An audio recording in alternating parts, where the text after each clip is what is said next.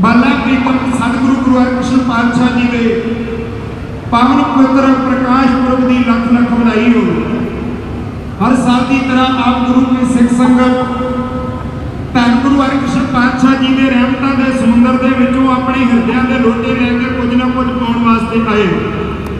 ਤੇ ਮੈਂ ਅਰਦਾਸ ਕਰਦਾ ਸਤਿਗੁਰੂ ਗੁਰੂ ਹਰਿਕ੍ਰਿਸ਼ਨ ਪਾਤਸ਼ਾਹ ਜੀ ਦੇ ਮਾਤਾ ਜੀ ਰਹਿਮਤ ਕਰਕੇ ਸਾਡੀ ਸਾਰਿਆਂ ਦੀ ਝੋਲੀ ਸਿੱਖੀ ਸਿਦਕ ਭਰੋਸੇ ਨਾਮਦਾਨ ਦੇ ਨਾਲ ਭਰਨ ਤੇ ਜੋ ਕੁਝ ਸਾਡੇ ਵਾਸਤੇ ਪੂਰਨੇ ਪਾ ਕੇ ਗਏ ਸਾਡੇ ਸਤਿਗੁਰੂ ਸਾਹਿਬ ਉਹਨਾਂ ਪਾਏ ਹੋਏ ਪੂਰਨਿਆਂ ਦੇ ਉੱਤੇ ਅਸੀਂ ਚੱਲਣ ਦਾ ਜਿਹੜਾ ਉਹ ਯਤਨ ਕਰੀਏ। ਸਮਾਂ ਤੁਸਾਂ ਨੇ ਸਾਡਾ ਸਰਵਣ ਕਰ ਲਿਆ ਤਕਰੀਬਨ 40 ਮਿੰਟ। ਇਹਨਾਂ 40 ਮਿੰਟਾਂ ਦੇ ਵਿੱਚ ਮੈਂ ਇਤਿਹਾਸ ਦੇ ਵਿੱਚੋਂ ਕੋਈ ਛੋਟੀ ਜਿਹੀ ਇੱਕ ਸਾਖੀ ਕਹਿ ਕੇ ਆਪ ਸਿੱਖ ਸੰਗਤ ਦੇ ਕੋਲੋਂ ਖਿਮਾ ਦੇ ਜਾਚਕ ਹੋ ਜਾਣਾ। ਦਾਸ ਤੋਂ ਪਹਿਲਾਂ ਪੰਥ ਦਾ ਸਤਕਾਰਿਆ ਹੋਇਆ ਢਾਡੀ ਜਥਾ ਗਿਆਨੀ ਗੁਰਪ੍ਰੀਤ ਸਿੰਘ ਜੀ ਲਾਂਡਰਾ ਵਾਲੇ ਤੇ ਤਿੰਨਾਂ ਦੇ ਸਾਥੀ ਆਪ ਸਿੱਖ ਸੰਗਤ ਦੇ ਨਾਲ ਮੁਲਤਾਨ ਦੀ ਜੰਗ ਜਿਹੜੀ ਖਾਲਸੇ ਨੇ ਜਾਨਾਂ ਹੂਲ ਕੇ ਲੜੀ ਉਸ ਜੰਗ ਦਾ ਵਰਣਨ ਉਹਨਾਂ ਨੇ ਕੀਤਾ। ਅਖੀਰ ਵਿੱਚ ਉਹਨਾਂ ਦਾ ਇੱਕ ਬਹੁਤ ਹੀ ਪਪੂਲਰ ਹੋਇਆ ਨਗਮਾ, ਟੋਪੀ ਭਾਵੇਂ ਸੋਨੇ ਦੀ ਲੈ ਲਾ ਪਰ ਪੱਗ ਦਾ ਮੁਕਾਬਲਾ ਨਹੀਂ ਕੋਈ। ਬਿਲਕੁਲ ਦੁਰਸਤ ਗੱਲ ਹੈ। ਆਮ ਤੌਰ ਤੇ ਅਸੀਂ ਸੜਕਾਂ ਉੱਤੇ ਜਾਂਦਿਆਂ ਹੋਏ ਇੱਕ ਚੀਜ਼ ਨੋਟ ਕੀਤੀ ਹੋਵੇਗੀ, ਟੋਪੀ ਵਾਲੇ ਜਾਂਦੇ ਹੋਣਗੇ ਮੋਟਰਸਾਈਕਲ ਦੇ ਉੱਤੇ, ਕਦੇ ਉੱਡ ਕੇ ਉੱਥੇ ਲੈ ਗਈ ਕਦੇ ਉੱਥੇ ਲੈ ਗਈ ਤੇ ਮੁੜ ਕੇ ਵਾਪਸ ਮੋੜ ਕੇ ਤੇ ਉਹਨੂੰ ਚੁੱਕਣ ਵਾਸਤੇ ਤੁਰੇ ਆਉਂਦੇ ਨੇ। ਪਰ ਗੁਰੂ ਕੀ ਬਖਸ਼ੀ ਹੋਈ ਦਸਤਾਰ ਗੁਰੂ ਕੇ ਖਾਲਸੇ ਨੇ ਸਿਰ ਦੇ ਉੱਤੇ ਸਜਾਈ ਹੋਵੇ ਤੇ ਆਪਣੇ ਆਪ ਤੇ ਕੀ ਲੱਥਣੀ। ਜੇ ਕੋਈ ਇਸ ਦਸਤਾਰ ਨੂੰ ਹੱਥ ਲਾਉਣ ਦੀ ਵੀ ਗੱਲ ਸੋਚੇ ਤੇ ਗੁਰੂ ਕਾ ਖਾਲਸਾ ਕਹਿੰਦਾ ਤੇਰੇ ਗੁੱਟ ਵੱਢ ਕੇ ਰੱਖ ਦਿਆਂਗਾ ਪਰ ਮੈਂ ਆਪਣੀ ਦਸਤਾਰ ਨੂੰ ਤੈਨੂੰ ਹੱਥ ਨਹੀਂ ਲਾਉਣ ਦਿਆਂਗਾ। ਉਹ ਕਿਹਾ ਸੀ ਨਾ ਕਿ ਸਿਰੇ ਫਿਰੇ ਜਿਹਨੇ ਪਰਸੋਂ ਚੌਥੇ ਸਿਮਰਨਜੀਤ ਸਿੰਘ ਜੀ ਮਾਨ ਦੀ ਦਸਤਾਰ ਲਾਉਣ ਵਾਸਤੇ ਮਤਭੇਦ ਹੋਣੇ ਵੱਖਰੀ ਗੱਲ ਹੈ, ਪਰ ਕਿਸੇ ਦੀ ਪੱਗ ਨੂੰ ਹੱਥ ਪਾਉਣਾ याद रखियो इज्जत नूं हथ पाउण दे बराबर है। ते जदों इज्जत नूं हथ पै जाए फिर पिछे कुछ नहीं रह जांदा। सो ज्ञानी जी हुणां दा गाया होया नगमा उहदे उत्ते गौर करन दा यतन करिए। पग 4 गज 6 गज 7 गज दा कपड़े दा टोटा नहीं है, ये सरदारी है साडे सिर दे उत्ते। ते जिहड़ी साडे गुरु ने अपने पुत वार के अपने प्यारे सिख वार के ते इत्थों तक कि मामा ने दुध चुंगदे बच्चे वार के ते साडे सिर दे उत्ते ये सरदारी जिहड़ी बरकरार रखी है। कदे समा सी बगानियां ने साडे सिरां दे उत्तों पग्गां लाईयां, पर मेरे बचन माफी विच रखियो अज बगानियां ते जिहड़ियां लाउणियां अज असीं आप ही अपने सिरां दे उत्तों पग्गां जिहड़ियां ओह उतारी जा रहे। आ बैठे गुरु के निहंग सिंह स्टेज दे उत्ते कदे समा सी औरंगजेब कहंदा मैं इन्हां दे सिरां दे उत्ते पग नहीं रहण देनी, पर गुरु का खालसा कहंदा तू एक दी गल करदा असीं दोहरियां दोहरियां सजावांगे। ते मैनूं इंज लगदा अज भी गुरु के निहंग सिंह दोहरियां दस्तारां सिरां उत्ते सजा के मानो औरंगजेब नूं ही आवाज़ां मारदे होण ओ वड्डिया हुक्म देण वालिया कित्थे गया तू ते कित्थे गए तेरे हुक्म। आवे गुरु का खालसा अज भी दोहरियां दोहरियां दस्तारां सजा के ते फिर उसे तरह फरले ला के उत्ते ते शान दे नाल जिहड़ा ओ जिंदगी जिउंदा फिरदा। ਇਹ ਦਸਤਾਰ ਦਾ ਮੁੱਲ। ਤੇ ਇਧਰ ਬੈਠੀਆਂ ਸਾਡੀਆਂ ਭੈਣਾਂ ਮਾਤਾਵਾਂ, ਕੁੜੀ ਆਈ ਹੋਵੇ ਸਹੁਰਿਆਂ ਤੋਂ ਰੱਖੜੀ ਤੇ ਆਉਣਾ ਸਾਰੀਆਂ ਭੈਣਾਂ ਨੇ, ਉਹਨੂੰ ਸੂਟ ਲੈ ਦਿਓ 1000 ਦਾ, ਉਹਨੂੰ ਸੂਟ ਲੈ ਦਿਓ 2000 ਦਾ, ਨਾਲ ਪ੍ਰਾਹੁਣੇ ਦੀ ਪੱਗ ਨਾ ਲਾਇਓ, ਫੇਰ ਵੇਖਿਓ ਕੀ ਬਣਦਾ, ਕੀ ਪਾ ਭੁਗਤਣੀ ਪੈਂਦੀ ਹੈ। ਇਸ ਕਰਕੇ ਪੱਗ ਇਹ ਇਕੱਲਾ ਕੱਪੜਾ ਨਹੀਂ ਹੈ, ਇਹ ਬੜੀ ਵੱਡੀ ਸਰਦਾਰੀ ਹੈ ਤੇ ਆਪਣੀ ਸਰਦਾਰੀ ਨੂੰ ਜਿਹੜਾ ਉਹ ਬਚਾ ਕੇ ਰੱਖੀਏ। ਤੇ ਬਾਕੀ ਗੱਲ ਇਹ ਹੁੰਦੀ ਹੈ जो कुछ लोग सुन जिस चीज नूं पसंद करन, गुरु के ढाडियां ते गुरु का जासी गाउणा, कवीशरां ते गुरु का जासी गाउणा, फिर जिहड़े गाउण वाले ने ना वो भी ओह कुछ ही गाउंदे ने। जदों लोकां ने चंगा सुनना शुरू कर दिता ते उदों फिर गाउण वाले गीत भी जिहड़े वो चंगे गाउणगे। दिल्ली की गल मेरे वीर जी करके गए, उत्थे तो सारा कुछ ही बदल गया, गीत भी बदल गए। लोग सड़कों के उत्ते बैठे सन ते दसंबर का महीना आया सी ते उत्थे गाउण वाला गीत गाउंदा पिया सी, साडे लई किले बन गईयां सड़कां ने पातशाह ते बच्चियां विच फतेह सिंह दियां झलकां ने पातशाह। सो इस करके अपने वड मुंडे इतिहास के नाल जुड़न का यतन करिए। उन्हां सारे वीरां वल्लों बेअंत असीसां आईयां, बहुत बहुत धन्नवाद। आओ मैं एक इतिहास के विचों आप सिख संगत के नाल छोटा जिहा पन्ना साझा करके खिमा दा जज को चलिया। गल जी बाबा नानक जी तो साड़ी शुरू होंदी है तो मैं उन्होंने जीवन विचों एक साखी कह के ते वीर जी कह के गए भी इंटरनेशनल ਪੰਥਕ ਕਵੀਸ਼ਰੀ ਜਥਾ ਤੇ ਮੈਂ ਮਗਰ ਬੈਠਾ ਸੋਚਦਾ ਪਿਆ ਸਾਂ ਵੀ ਅੱਜ 3 ਹੀ ਸਿਲੰਡਰ ਨੇ, ਚੌਥਾ ਜਿਹੜਾ ਉਹ ਅੱਜ ਪੈਂਚਰ ਹੋ ਗਿਆ, ਇਸ ਕਰਕੇ ਆ ਨਹੀਂ ਸਕਿਆ। ਅਸੀਂ ਤਿੰਨੇ ਵੀਰ ਆਪ ਸੰਗਤ ਦੀ ਸੇਵਾ ਦੇ ਵਿੱਚ ਹਾਜ਼ਰ ਹਾਂ। ਗੱਲ ਕੁਝ ਇੱਥੋਂ ਕੁ ਸ਼ੁਰੂ ਕਰ ਲਈਏ। ਬਾਬਾ ਨਾਨਕ ਜੀ ਦੂਜੀ ਵਾਰ ਸੈਦਪੁਰ ਐਮਨਾਬਾਦ ਦੀ ਧਰਤੀ ਦੇ ਉੱਤੇ 1521 ਵਿੱਚ ਆਏ ਨੇ। ਪਹਿਲੀ ਵਾਰੀ 1507 ਵਿੱਚ ਜਦੋਂ ਪ੍ਰਚਾਰ ਆਰੰਭ ਕੀਤਾ ਭਾਈ ਲਾਲੋ ਦੇ ਕੋਲ, ਤੇ ਉਦੋਂ ਜਾ ਕੇ ਇਹ ਦੱਸਿਆ ਸੀ ਦੁਨੀਆ ਦੇ ਲੋਕੋ, ਜੇ 10 ਨੌਵਾਂ ਦੀ ਕਿਰਤ ਕਰੋਗੇ ਰੱਬ ਦੇ ਘਰ ਦੇ ਵਿੱਚ ਸਤਿਕਾਰ ਮਿਲੇਗਾ, ਜੇ ਠੱਗੀਆਂ ਮਾਰੋਗੇ ਬੇਈਮਾਨੀਆਂ ਕਰੋਗੇ ਤੇ ਫਿਰ ਇੱਕ ਨਾ ਇੱਕ ਦਿਨ ਲੇਖਾ ਜਿਹੜਾ ਉਹ ਜ਼ਰੂਰ ਦੇਣਾ ਪਵੇਗਾ। ਦੂਜੀ ਵਾਰੀ ਬਾਬਾ ਜੀ ਆ ਗਏ, ਫਿਰ 1521 ਦੇ ਵਿੱਚ ਪਿੰਡੋਂ ਬਾਰ-ਬਾਰ ਟਿਕਾਣਾ ਕੀਤਾ। ਭਾਈ ਲਾਲੋ ਮਿਲਣ ਵਾਸਤੇ ਆਇਆ, ਹਾਲ ਚਾਲ ਪੁੱਛਣ ਤੋਂ ਬਾਅਦ ਬਾਬੇ ਨੇ ਆਖਿਆ ਲਾਲੋ ਸ਼ਹਿਰ ਦਾ ਕੀ ਹਾਲ ਹੈ? ਜਿਨ੍ਹਾਂ ਨੂੰ 14 ਸਾਲ ਪਹਿਲਾਂ ਕਿਰਤ ਕਰੋ, ਨਾਮ ਜਪੋ, ਵੰਡ ਕੇ ਛਕੋ ਦਾ ਹੋਕਾ ਦੇ ਕੇ ਗਏ ਸਾਂ, ਉਹ ਉਹਨਾਂ ਗੱਲਾਂ ਦੇ ਉੱਤੇ ਖਰੇ ਨੇ ਕਿ ਨਹੀਂ? ਭਾਈ ਲਾਲੋ ਨੇ ਅੱਖਾਂ ਵਿੱਚ ਪਾਣੀ ਭਰ ਕੇ ਆਖਿਆ, ਕਹਿੰਦੇ ਦਾਤਾ ਕਿਹਨਾਂ ਦਾ ਹਾਲ ਪੁੱਛਦੇ ਹੋ? ਜਿਹੜੇ ਗਰੀਬਾਂ ਦਾ ਲਹੂ ਚੂਸ ਕੇ ਤੇ ਆਪਣਾ ਢਿੱਡ ਭਰਦੇ ਪਏ ਨੇ, ਜਿਹੜੇ ਲੋਕਾਂ ਦਾ ਹੱਕ ਖੋ ਕੇ ਤੇ ਆਪਣੇ ਮਹਿਲ ਬਣਾਉਂਦੇ ਪਏ ਨੇ, ਜਿਹੜੇ ਸਤਵੰਤੀਆਂ ਦਾ ਸੱਤ ਲੁੱਟ ਕੇ ਤੇ ਆਪਣੇ ਤਨ ਦੀ ਅਵਸ ਨੂੰ ਪੂਰੀਆਂ ਕਰਦੇ ਪਏ ਨੇ। ਮੇਰੇ ਸ਼ਹਿਰ ਦਾ ਹਾਲ, ਸੈਦਪੁਰ ਦਾ ਹਾਲ, ਏਮਨਾਬਾਦ ਦਾ ਹਾਲ ਜਿਹੜਾ ਬਿਲਕੁਲ ਨਹੀਂ ਚੰਗਾ। ਆਓ ਤੱਕੋ ਬਾਬਾ ਨਾਨਕ ਜੀ ਦੇ ਨਾਲ 1521 ਦੇ ਵਿੱਚ ਭਾਈ ਸਾਹਿਬ ਭਾਈ ਲਾਲੋ ਜੀ ਨੂੰ ਗੁਰੂ ਨਾਨਕ ਸਾਹਿਬ ਜੀ ਆਣ ਕੇ ਤੇ ਕੀ ਪੁੱਛਦੇ ਨੇ, ਤੇ ਗੁਰੂ ਕਾ ਸਿੱਖ ਜਿਹੜਾ ਉਹ ਕੀ ਕਹਿੰਦਾ, ਇਉਂ ਕਿਹਾ ਜਾ ਰਿਹਾ, ਸੁਣੋ ਪਿਆਰ ਦੇ ਨਾਲ। ਅਰੋੜੀ ਸਾਹਿਬ ਬੈਠੇ ਨਾਨਕ ਪਾਤਸ਼ਾਹ ਜੀ, ਕਹਿੰਦੇ ਭਾਈ ਲਾਲੋ ਤੈਨੂੰ ਦੱਸਦੇ ਹਾਂ, ਜਬਰ ਕਰਦੇ ਆ ਹਾਕਮ ਜਰਵਾਣਿਆਂ ਤੇ, ਆਫਤ ਆਈ ਲਾਲੋ ਤੈਨੂੰ ਦੱਸਦੇ ਹਾਂ। ਧੱਕੇ ਸ਼ਾਹੀ ਦੇ ਉਲਟ ਬਗਾਵਤਾਂ ਦਾ, ਪਰਲੋ ਆਉਣ ਵਾਲਾ ਚੜ ਕੇ ਆ ਰਿਹਾ ਜੇ, ਲੋਕ ਲੋਟੇ ਅਟਾਰੀਆਂ ਪਾਈ ਜਾਂਦੇ, ਉਧਰ ਢਾਉਣ ਵਾਲਾ ਚੜ ਕੇ ਆ ਰਿਹਾ ਜੇ। ਰੋੜੀ ਸਾਹਿਬ ਬੈਠੇ ਨਾਨਕ ਪਾਤਸ਼ਾਹ ਜੀ, ਕਹਿੰਦੇ ਭਾਈ ਲਾਲੋ ਤੈਨੂੰ ਦੱਸਦੇ ਹਾਂ, ਜਬਰ ਕਰਦੇ ਆ ਹਾਕਮ ਜਰਵਾਣਿਆਂ ਤੇ, ਆਫਤ ਆਈ ਲਾਲੋ ਤੈਨੂੰ ਦੱਸਦੇ ਹਾਂ। ਧੱਕੇ ਸ਼ਾਹੀ ਤੇ ਉਲਟ ਬਗਾਵਤਾਂ ਦਾ, ਪਰਲੋ ਆਉਣ ਵਾਲਾ ਚੜ ਕੇ ਆ ਰਿਹਾ ਜੇ, ਲੋਕ ਲੋਟੇ ਅਟਾਰੀਆਂ ਪਾਈ ਜਾਂਦੇ, ਉਧਰ ਢਾਉਣ ਵਾਲਾ ਚੜ ਕੇ ਆ ਰਿਹਾ ਜੇ। ਹੋਣੀ ਕੂਕਦੀ ਜਿਨ੍ਹਾਂ ਦੇ ਸਿਰਾਂ ਉੱਤੇ, ਬਾਜ ਧਾੜ ਵੀ ਉਹਨਾਂ ਨੂੰ ਪੈਣ ਵਾਲਾ, ਜਿਹੜੇ ਟਕੇ ਗਰਾਉਂਦੇ ਨੇ ਮਾੜਿਆਂ ਤੋਂ, ਆਉਂਦਾ ਉਹਨਾਂ ਕੋਲੋਂ ਬਦਲੇ ਲੈਣ ਵਾਲਾ। ਉਹ ਜਿਹੜੇ ਮਾੜਿਆਂ ਨੂੰ ਹੋਰ ਮਾਰਦੇ ਨੇ, ਹਾਂ ਮਾਰਦੇ ਨੇ, ਹਾਂ ਮਾਰਦੇ ਨੇ, ਬਦਲੇ ਲਾਉਣ ਵਾਲਾ ਚੜ ਕੇ ਆ ਰਿਹਾ ਜੇ, ਲੋਕ ਲੋਟੇ ਅਟਾਰੀਆਂ ਪਾਈ ਜਾਂਦੇ, ਉਧਰ ਢਾਉਣ ਵਾਲਾ ਚੜ ਕੇ ਆ ਰਿਹਾ ਜੇ। ਹੱਥ ਮਹਿੰਦੀਆਂ ਨਾ ਰੰਗੇ ਹੱਸਦੇ ਜੋ, ਹੋਣੀ ਉਹਨਾਂ ਦੇ ਸਿਰਾਂ ਤੇ ਕੂਕਦੀ ਐ, ਸੌਂਦੇ ਨਿੱਤ ਜੋ ਰੇਸ਼ਮੀ ਪਲੰਘਾਂ ਉੱਤੇ, ਮੌਤ ਲੜਨ ਨੂੰ ਉਹਨਾਂ ਨੂੰ ਸ਼ੂਕਦੀ ਐ। ਮਹਿਲਾ ਵਿੱਚ ਚੜਗਲੀਆਂ ਵੱਜਦੀਆਂ ਜੋ, ਕੋਈ ਹਟਾਉਣ ਵਾਲਾ ਚੜ ਕੇ ਆ ਰਿਹਾ ਜੇ, ਲੋਕ ਲੋਟੇ ਅਟਾਰੀਆਂ ਪਾਈ ਜਾਂਦੇ, ਉਧਰ ਢਾਉਣ ਵਾਲਾ ਚੜ ਕੇ ਆ ਰਿਹਾ ਜੇ। ਅੱਜ ਸੱਜ ਮੁਕਲਾਵੇ ਦਾ ਚਾ ਜਿੰਨਾ, ਨੰਗੇ ਮੂੰਹ ਵੇਖੀ ਕੱਲ ਨੂੰ ਰੋਣਗੀਆਂ, ਪੀੜੇ ਢਾਕੇ ਰਾਣੀਆਂ ਬੈਠੀਆਂ ਜੋ, ਕੱਲ ਨੂੰ ਕਿਸੇ ਦੀਆਂ ਕੈਦਣਾ ਹੋਣਗੀਆਂ।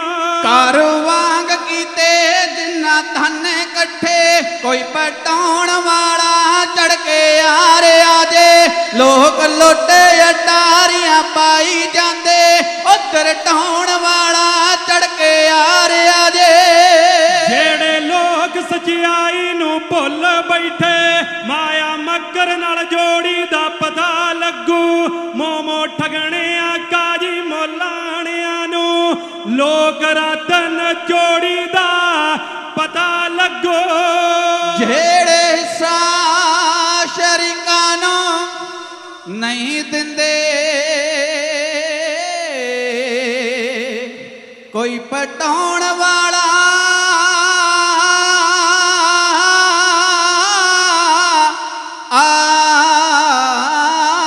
ਆਰਿਆ ਦੇ, ਜਿਹੜੇ ਹਿੱਸਾ ਸ਼ਰੀਕਾਂ ਨੂੰ ਨਹੀਂ ਦਿੰਦੇ। ਕੋਈ ਵੰਡਾਉਣ ਵਾਲਾ ਤੜਕੇ ਆਰਿਆ ਦੇ, ਲੋਕ ਲੁੱਟੇ ਅਟਾਰੀਆਂ ਪਾਈ ਜਾਂਦੇ।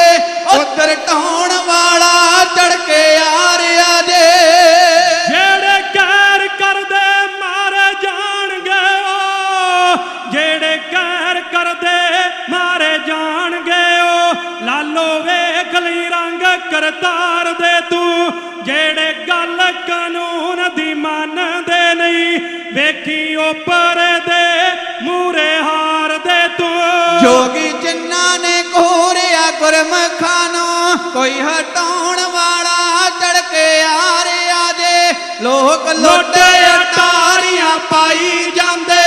ਉਧਰ ਢਾਉਣ ਵਾਲਾ ਤੜਕੇ ਆਰਿਆ ਦੇ ਹੋ।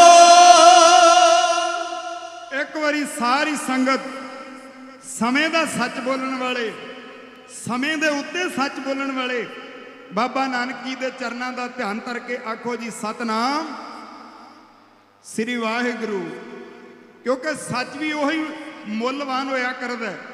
ਉਸੇ ਸੱਚ ਦੀ ਕਦਰ ਹੈ ਜਿਹੜਾ ਸੱਚ ਮੌਕੇ ਦੇ ਉੱਤੇ ਬੋਲਿਆ ਜਾਵੇ। ਸਮੇਂ ਤੋਂ ਬਾਅਦ ਬੋਲਿਆ ਹੋਇਆ ਸੱਚ ਵੀ ਜਿਹੜਾ ਉਹ ਕੋਈ ਮਾਇਨਾ ਨਹੀਂ ਰੱਖਦਾ। ਤੇ ਬਾਬਾ ਨਾਨਕ ਜੀ ਸੱਚ ਕੀ ਬਾਣੀ ਨਾਨਕ ਆਖੇ ਸੱਚ ਸੁਣਾਏ ਸੀ, ਸੱਚ ਕੀ ਬੇਲਾ। ਲਾਲੋ ਨੂੰ ਪੁੱਛਿਆ ਹਾਲ, ਤੇ ਲਾਲੋ ਕਿਹਾ ਕੀ ਕਰਾਂ ਬਿਆਨ ਬਾਬਾ, ਜਿਹੜੀ ਜ਼ਾਲਮਾਂ ਨੇ ਅੱਤ ਚਾਈ ਹੋਈ ਹੈ। ਇੱਕ ਮੈਂ ਹੋਰ ਬੇਨਤੀ ਕਰਦਿਆਂ, ਹੁਣ ਗੱਲ ਕੱਲੀ ਭਾਈ ਲਾਲੋ ਜੀ ਤੱਕ ਨਹੀਂ ਨਿਬੜ ਜਾਂਦੀ।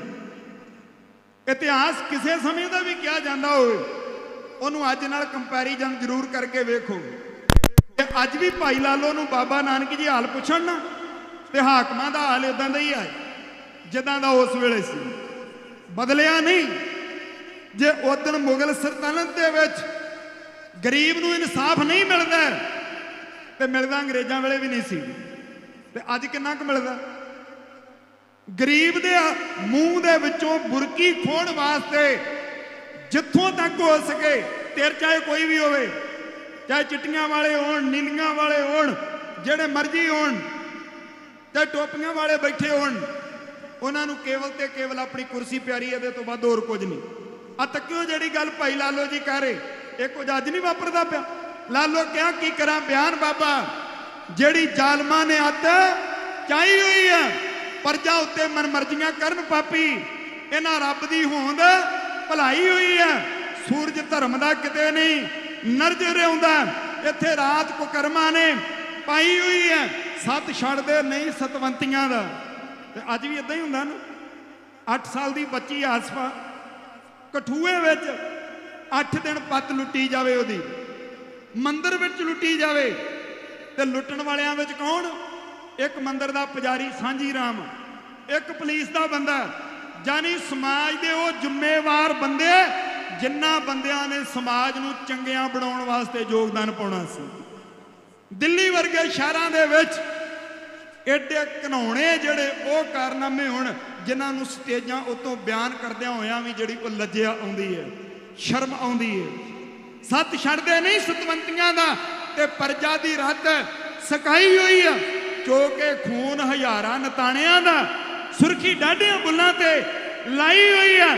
ਸੱਚ ਜਾਣੋ ਸ਼ੈਤਾਨ ਦੀ ਆਤਮਾ ਹੀ ਇਹਨਾਂ ਹਾਕਮਾਂ ਵਿੱਚ, ਉਦਣ ਵਾਲਿਆਂ ਵਿੱਚ ਵੀ ਤੇ ਅੱਜ ਵਾਲਿਆਂ ਵਿੱਚ ਵੀ, ਇਹਨਾਂ ਹਾਕਮਾਂ ਵਿੱਚ ਸਮਾਈ ਹੋਈ ਹੈ। ਬਾਬਾ ਜੀ ਚੰਗੇ ਨਹੀਂ ਹਾਕਮ, ਇਨਸਾਫ ਨਹੀਂ ਕਰਦੇ। ਤੇ ਫਿਰ ਸਤਿਗੁਰ ਸੱਚੇ ਬੋਲਦੇ, ਕਿਉਂਕਿ ਸਮਾਂ ਥੋੜਾ ਮੇਰੇ ਕੋਲ, ਸਤਿਗੁਰ ਸੱਚੇ ਬੋਲਦੇ ਮੁਖੋਂ ਸ਼ਬਦ ਭਿਆਨਕ ਕਹਿਣ। ਲਾਲੋ ਡਾਡਾ ਚੜ ਕੇ ਆ ਰਿਹਾ, ਇੱਥੇ ਗਿਣ ਗਿਣ ਬਦਲੇ ਲੈਣ, ਕੋਈ ਨਾ ਹੋਣੀ ਸਿਰ ਤੇ ਕੂਕਦੀ, ਜਿਉਂਦੀ ਜਿਉਂ ਬਾਲਾਂ ਨੂੰ ਡੈਣ। ਉਹ ਜਿਹੜੇ ਦਿਨ ਨੂੰ ਸੇਜਾਂ ਮਾਣਦੇ, ਫਿਰ ਰੋਂਦਿਆਂ ਬੀਤੂ ਰੈਣ। ਰੁਪਈਆਂ ਨਾਲ ਨੀਂਦ ਨਹੀਂ ਖਰੀਦੀ ਜਾਂਦੀ ਹੁੰਦੀ। ਗੱਦਾ ਲਿਆਂਦਾ ਜਾ ਸਕਦਾ, ਬੈੱਡ ਲਿਆਂਦਾ ਜਾ ਸਕਦਾ, ਚਾਦਰ ਲਿਆਂਦੀ ਜਾ ਸਕਦੀ, ਰੁਪਈਆਂ ਨਾਲ ਨੀਂਦ ਨਹੀਂ। ਤਾਂ ਹੀ ਤੇ ਮੇਰੇ ਬਾਬੇ ਦੀ ਬਾਣੀ ਨੇ ਫੈਸਲਾ ਦਿੱਤਾ ਨਾ, ਸੁੱਖ ਨਾਹੀਂ ਬਹੁਤਾ ਧਨ ਖਾਟੇ। ਕਿਸੇ ਦਾ ਹੱਕ ਮਾਰ ਲਵੇਂਗਾ ਇਹ ਨਾ ਸਮਝੀ ਵੀ ਸੁੱਖ ਪੈਦਾ ਹੋ ਜਾਊ, ਨਹੀਂ ਹੋਣਾ। ਕਹਿੰਦੇ ਇਹਨਾਂ ਰੋਂਦਿਆਂ ਬੀਤੂ ਰਹਿਣ। ਕਹਿੰਦੇ ਕੱਲ ਨੂੰ ਵਿਛੜ ਜਾਣਗੇ ਮਿੱਤਰ, ਮਾਂ ਪੁੱਤ ਭਾਈ ਭੈਣ। ਲਾਲੋ ਬਾਬਰ ਚੜ ਕੇ ਆ ਰਿਹਾ ਤੇ ਮੇਰੀਆਂ ਅੱਖਾਂ ਦੇ ਸਾਹਮਣੇ ਉਹਨੇ ਭੇਰਾ ਉਜਾੜਿਆ, ਸਿਆਲਕੋਟ ਉਜਾੜਿਆ। ਅਗਲਾ ਨੰਬਰ ਤੇਰੇ ਸ਼ਹਿਰ ਦਾ ਹੀ ਹੋਊ। ਤੇ ਜਿਹੜੇ ਜ਼ੁਲਮ ਕਰਦੇ ਨੇ ਨਾ, ਵੇਖੀ ਇਹਨਾਂ ਨੂੰ ਫਿਰ ਉਹਨਾਂ ਜ਼ੁਲਮਾਂ ਦਾ ਹਿਸਾਬ ਜਿਹੜਾ ਕਿਹੜੇ ਤਰੀਕੇ ਨਾਲ ਦੇਣਾ ਪੈਂਦਾ। ਮੁੱਕਦੀ ਗੱਲ, ਜਹੀਰੂਦੀਨ ਬਾਬਰ ਚੜ ਕੇ ਆਇਆ। ਬਾਬਾ ਨਾਨਕ ਜੀ ਵੀ ਬੈਠੇ ਨੇ ਸੈਦਪੁਰ, ਜਹੀਰੂਦੀਨ ਬਾਬਰ ਆ ਗਏ ਤੇ ਬਾਬਾ ਜੀ ਦੇ ਨਾਲ ਉਹਨਾਂ ਦਾ ਸਦਾ ਦਾ ਸਾਥੀ ਭਾਈ ਮਰਦਾਨਾ ਜੀ ਵੀ। ਹੁਣ ਬਾਬੇ ਨੇ ਕਿਹਾ ਸੀ ਭਾਈ ਲਾਲੋ ਨੂੰ, ਲਾਲੋ ਤੇਰੇ ਸ਼ਹਿਰ ਤੇ ਬਿਪਤਾ ਪੈਣ ਵਾਲੀ ਹੈ। ਭਾਈ ਲਾਲੋ ਨੇ ਹੱਥ ਜੋੜ ਕੇ ਆਖਿਆ, ਕਹਿੰਦੇ ਦਾਤਾ ਮੈਂ ਤੇ ਕਦੇ ਕਿਸੇ ਦਾ ਕੁਝ ਨਹੀਂ ਵਿਗਾੜਿਆ, ਮੈਂ ਤੇ ਕਦੇ ਕੀੜੀ ਨਹੀਂ ਮਾਰੀ, ਮੇਰਾ ਕੀ ਬਣੇਗਾ। ਸਤਿਗੁਰਾਂ ਨੇ ਆਖਿਆ ਪਿੰਡ ਵਾਲਿਆਂ ਨੂੰ ਹੋਕਾ ਦੇ ਕੇ ਪਿੰਡੋਂ ਲਹਿੰਦੇ ਪਾਸੇ ਇੱਕ ਛੱਪੜ ਹੈ, ਉੱਥੇ ਇੱਕ ਚੰਗੀ ਹੈ, ਉੱਥੇ ਚਲਿਆ ਜਾਵੇਂ। ਕਰਤਾਰ ਨੂੰ ਚੇਤੇ ਰੱਖੀ, ਰੱਬ ਨੂੰ ਚੇਤੇ ਰੱਖੀ। ਮੁਸੀਬਤ ਉਹਨਾਂ ਤੇ ਪੈਂਦੀ ਹੈ ਜਿਹੜੇ ਰੱਬ ਨੂੰ ਭੁੱਲ ਜਾਂਦੇ ਨੇ। ਹੁਣ ਇੱਕ ਪੰਡਿਤ ਵੀ ਆਇਆ ਸੀ, ਸਤਿਗੁਰਾਂ ਨੇ ਉਹਨੂੰ ਵੀ ਕਹਿ ਦਿੱਤਾ, ਉਹ ਵੀ ਚਲਿਆ ਗਿਆ। ਭਾਈ ਲਾਲੋ ਨੇ ਪਿੰਡ ਵਾਲਿਆਂ ਨੂੰ ਹੋਕਾ ਦੇ ਦਿੱਤਾ, ਸ਼ਹਿਰ ਵਾਲਿਆਂ ਨੂੰ, ਸ਼ਹਿਰ ਵਾਲਿਓ ਉਹ ਜਿਹੜਾ ਸੱਚ ਦਾ ਹੋਕਾ ਦੇ ਕੇ ਗਿਆ ਸੀ ਉਹ ਬਾਬਾ ਫੇਰ ਆਇਆ ਤੇ ਆਹ ਦੱਸਦਾ ਪਿਆ ਜੇ ਤੁਹਾਡਾ ਭਵਿੱਖ। ਉਹ ਕਹਿੰਦੇ ਇਹ ਕਿੱਡੀ ਕੁ ਗੱਲ। ਉਸੇ ਵੇਲੇ ਚਲੇ ਗਏ ਪੰਡਤਾਂ ਕੋਲ, ਮੁੱਲਾ ਮਲਾਣਿਆਂ ਦੇ ਕੋਲ। ਅੱਜ ਵੀ ਜਾਂਦੇ ਲੋਕੀ ਨਾ, ਵਿਆਹ ਆਪਣੇ ਮੁੰਡੇ ਦਾ ਕਰਨਾ ਟੇਵਾ ਪੰਡਤ ਦੇ ਕੋਲੋਂ ਲਵਾਇਆ ਜਾ ਰਿਹਾ। ਉਹ ਹੱਦ ਹੋ ਗਈ, ਜਿਨ੍ਹਾਂ ਦੀ ਕਿਸੇ ਨੇ ਬਾਹ ਨਹੀਂ ਫੜੀ ਉਹ ਸਾਡੇ ਗੁਰੂ ਕੋਲੇ ਆਏ, ਸਾਡੇ ਗੁਰੂ ਨੇ ਉਹਨਾਂ ਦੀ ਬਾਹ ਫੜੀ, ਉਹਨਾਂ ਵਾਸਤੇ ਸਿਰ ਵਾਰਿਆ ਤੇ ਸਾਡੇ ਵਾਲੇ ਫੇਰ ਗਾੜੀ ਜਾ ਕੇ ਉਹਨਾਂ ਦੇ ਹੱਥ ਡਾਉਂਦੇ, ਸਾਡੀ ਤਕਦੀਰ ਦੱਸ। ਉਹ ਜਿਨ੍ਹਾਂ ਦੀ ਆਪਣੀ ਤਕਦੀਰ ਬਾਬੇ ਨਾਨਕ ਦੇ ਘਰ ਨੇ ਘੜੀ ਹੋਵੇ, ਉਹ ਤਕਦੀਰਾਂ ਕਿਸੇ ਦੇ ਅੱਗੇ ਜਾ ਕੇ ਵਿਖਾਉਂਦੇ ਫਿਰਨ। ਤੇ ਯਾਦ ਰੱਖਿਓ ਫਿਰ ਅਲਾਮੇ ਜਿਹੜੇ ਨੇ ਨਾ ਉਹ ਸਾਨੂੰ ਆਉਂਦੇ ਹੀ ਆਉਂਦੇ ਨੇ। ਇਸੇ ਕਰਕੇ ਲੋਕ ਸਾਡੇ ਵਾਲੇ ਪਾਸੇ ਉਂਗਲਾ ਕਰਦੇ ਨੇ। ਸਿੱਖ ਦਾ ਕਿਰਦਾਰ ਐਡਾ ਉੱਚਾ ਐਡਾ ਸੁੱਚਾ ਹੋਵੇ, ਨਾ ਉਹਦੇ ਵਾਲੇ ਪਾਸੇ ਕੋਈ ਉਂਗਲੀ ਚੁੱਕੇ ਤੇ ਨਾ ਉਹਦੇ ਮੁਰਸ਼ਿਦ ਵਾਲੇ ਪਾਸੇ ਕੋਈ ਉਂਗਲੀ ਚੁੱਕੇ। ਇਹ ਵੀ ਮਿਹਣੇ ਨੇ ਸਾਡੇ ਵਾਸਤੇ। ਖਾਰ ਪੰਡਤ ਵੀ ਚਲਿਆ ਗਿਆ ਸੀ। ਹੁਣ ਬਾਬਾ ਜੀ ਦੇ ਕਹੇ ਤੇ ਇਹਨਾਂ ਨੇ ਯਕੀਨ ਨਾ ਕੀਤਾ, ਵੀ ਪੰਡਤਾਂ ਕੋਲ ਚਲੇ ਗਏ। ਉਹਨਾਂ ਜੰਤਰ ਮੰਤਰ ਪੜ੍ਹੇ, ਕਹਿੰਦੇ ਰੁਪਈਏ ਲਿਆਓ, ਜੋ ਆਖੋਗੇ ਬਚਾ ਕਰ ਦਾਂਗੇ। ਗੱਲ ਕਿੱਡੀ ਕਾ, ਪਰ ਯਾਦ ਰੱਖਿਓ ਤਲਵਾਰਾਂ ਦਾ ਮੁਕਾਬਲਾ ਤਲਵਾਰਾਂ ਨਾਲ ਹੀ ਹੋਇਆ ਕਰਦਾ। ਬਾਬਰ ਚੜ ਕੇ ਆ ਗਿਆ, ਕਹਿੰਦੇ ਚੜਿਆ ਬਾਬਰ ਬਾਦਸ਼ਾਹ, ਫਿਰ ਗਈ ਦੁਹਾਈ। ਸ਼ਹਿਰ ਦੇ ਵਿੱਚ ਹਾਹਾਕਾਰ ਮਚ ਗਈ। ਉਹਨੇ ਆਪਣੇ ਅਹਿਲਕਾਰ ਮੀਰ ਖਾਨ ਨੂੰ ਆਖਿਆ, ਕਹਿੰਦਾ ਆ ਜਿਹੜਾ ਸ਼ਹਿਰ ਹੈ ਨਾ ਸੈਦਪੁਰ, ਇਹਦੇ ਵਿੱਚ ਲੋਕਾਂ ਕੋਲ ਮਾਇਆ ਬੜੀ, ਦੌਲਤ ਬੜੀ, ਤੇ ਇੱਥੋਂ ਦਾ ਹੁਸਨ ਵੀ ਮੰਨਿਆ ਹੋਵੇ। ਦੌਲਤ ਵੀ ਕਢਾ ਲਿਆ, ਹੁਸਨ ਵੀ ਬੰਨ ਲਿਆ, ਤੇ ਜਿਹੜਾ ਕੋਈ ਅੱਗੋਂ ਜ਼ਬਾਨ ਖੋਲੇ ਜ਼ਬਾਨ ਵੜਦੀ, ਜਿਹੜਾ ਕੋਈ ਸਿਰ ਚੁੱਕੇ ਉਹਦਾ ਸਿਰ ਵੜਦੀ, ਰਹਿਣ ਕੁਝ ਨਾ ਦਵੀਂ। ਬਸ ਫੇਰ ਕਿਸੇ ਹੁਕਮ ਦੀ ਤਮੀਲ ਕੀਤੀ ਗਈ। ਚੜਿਆ ਬਾਬਰ ਬਾਦਸ਼ਾਹ, ਫਿਰ ਗਈ ਦੁਹਾਈ, ਮਾਨੋ ਲੱਖਾਂ ਜੀਆਂ ਤੇ ਚੜ ਪਰਲੋ ਆਈ। ਫਿਰ ਏਮਨਾਬਾਦੀ ਹਾਕਮਾਂ ਜਦੋਂ ਜੰਤਰ ਮੰਤਰ ਕੰਮ ਨਾ ਕੀਤੇ, ਫਿਰ ਮਰਦੇ ਜੇ ਮਾਨਾਂ ਤਲਵਾਰਾਂ ਚੁੱਕ ਲੀਆਂ। ਫਿਰ ਏਮਨਾਬਾਦੀ ਹਾਕਮਾਂ ਰਣ ਤੇਗ ਉਠਾਈ, ਐ ਪਰ ਲੜਕੇ ਹਾਰ ਗਏ, ਗਈ ਪੇਸ਼ ਨਾ ਕਾਈ। ਫਿਰ ਜੇਤੂ ਜਰਨੈਲ ਨੇ ਕੀਤੀ ਮਨ ਆਈ, ਉਹਨੇ ਪਲ ਵਿੱਚ ਵਸਦੇ ਸ਼ਹਿਰ ਦੀ ਇੱਟ ਇੱਟ ਖੜਕਾਈ। ਕਹਾਣੀ ਮੱਚੀ ਮਿੱਝ ਦੀ, ਲਓ ਰੱਤ ਵਗਾਈ, ਲੋਥਾਂ ਰੁਲਣ ਖਸਮੀਆਂ ਮਰ ਮੌਤ ਅਣੇ ਆਈ।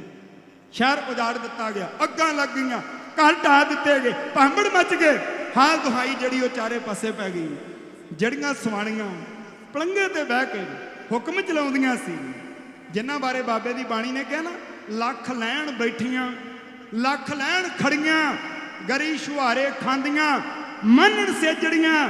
ਤਿੰਨ ਗਲ ਸਿਲਕਾਂ ਪਾਈਆਂ ਟੁੱਟਣ ਮੋਤਸਰੀਆਂ, ਆਦੇਸ ਬਾਬਾ ਆਦੇਸ, ਆਦ ਪੁਰਖ ਤੇਰਾ ਅੰਤ ਨਾ ਪਾਇਆ, ਕਰ ਕਰ ਵੇਖਿਆ ਵੇਸ। ਉਹਨਾਂ ਦੇ ਬਾਲ ਮੁੰਨ ਕੇ ਘੱਟੇ ਦੀਆਂ ਮੁੱਠਾਂ ਭਰ ਕੇ ਉਹਨਾਂ ਦੇ ਸਿਰ ਵਿੱਚ ਪਾਈਆਂ, ਉਹਨਾਂ ਨੂੰ ਬੰਨ ਲਿਆ ਗਿਆ ਤੇ ਮਾਲ ਦੀਆਂ ਪੰਡਾਂ ਬਣ ਕੇ ਉਹਨਾਂ ਦੇ ਸਿਰ ਦੇ ਉੱਤੇ ਚਕਾਈਆਂ ਗਈਆਂ। ਬਾਬਾ ਜੀ ਨੂੰ ਵੀ ਕੈਦੀ ਬਣਾ ਲਿਆ। ਹੁਣ ਤੁਰੇ ਜਾ ਰਹੇ ਸਨ, ਜਿਹੜੇ ਕੱਲ ਰੰਗ ਰਲੀਆਂ ਮਲਦੇ ਪਏ ਸਨ, ਉਹ ਅੱਜ ਕੈਦੀ ਬਣ ਕੇ ਤੁਰ ਪਏ। ਤੇ ਉਹਨਾਂ ਨਾਲ ਬਾਬਾ ਨਾਨਕ ਜੀ ਵੀ ਤੁਰ ਪਏ। ਤੇ ਬਾਬਾ ਨਾਨਕ ਜੀ ਨੇ ਮਰਦਾਨੇ ਨੂੰ ਆਖਿਆ, ਮਰਦਾਨਿਆ ਸ਼ੇਰ ਰਵਾਬ, ਰੱਬ ਦੀ ਕੋਈ ਕਰਤਾਰ ਦੀ ਗੱਲ ਕਰੀਏ। ਭਾਈ ਮਰਦਾਨਾ ਜੀ ਨੇ ਰਵਾਬ ਵਜਾਈ ਤੇ ਬਾਬਾ ਨਾਨਕ ਜੀ ਨੇ ਉੱਥੇ ਫਿਰ ਜਿਹੜਾ ਸਦ ਗਾਇਆ, ਉਹਨੂੰ ਸ਼ਾਇਰ ਨੇ ਪੰਜਾਬੀ ਦਾ ਤਰਜਮਾ ਕਰਕੇ ਇਸ ਕਵਿਤਾ ਦੇ ਵਿੱਚ ਲਿਖਿਆ, ਮਰਦਾਨਿਆ ਵੇਖ ਰੰਗ ਕਰਤਾਰ ਦੇ, ਮਰ ਜਾਂਦੇ ਜਿਹੜੇ ਨੇ ਦੂਜਿਆਂ ਨੂੰ ਮਾਰਦੇ।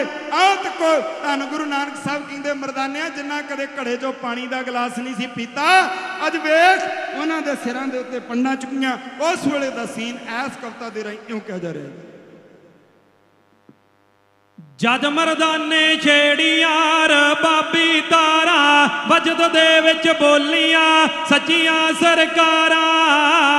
ਹੋ ਕਿਵੇਂ ਮੁਗਲਾਂ ਪਾਪੀਆਂ ਨੇ ਕਹਿਰ ਗੁਜ਼ਾਰੇ, ਵਾਹ ਵਾਹ ਮੇਰੇ ਮਾਲਕਾ ਤੇਰੇ ਰੰਗ ਨਿਆਰੇ।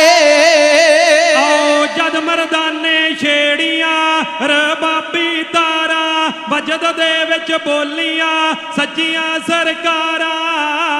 ਹੋ ਕਿਵੇਂ ਮੁਗਲਾਂ ਪਾਪੀਆਂ ਨੇ ਕਹਿਰ ਗੁਜ਼ਾਰੇ, ਵਾਹ ਵਾਹ ਮੇਰੇ ਮਾਲਕਾ ਤੇਰੇ ਰੰਗ ਨਿਆਰੇ। ਓ ਜਿੰਨਾ ਸ੍ਰੀ ਸੰਧੂਰ ਸੀ ਤੇ ਸੌਂਦੀਆਂ ਪੱਠੀਆਂ, ਬੇਬਸ ਕੰਜਕਾਂ ਰੋਂਦੀਆਂ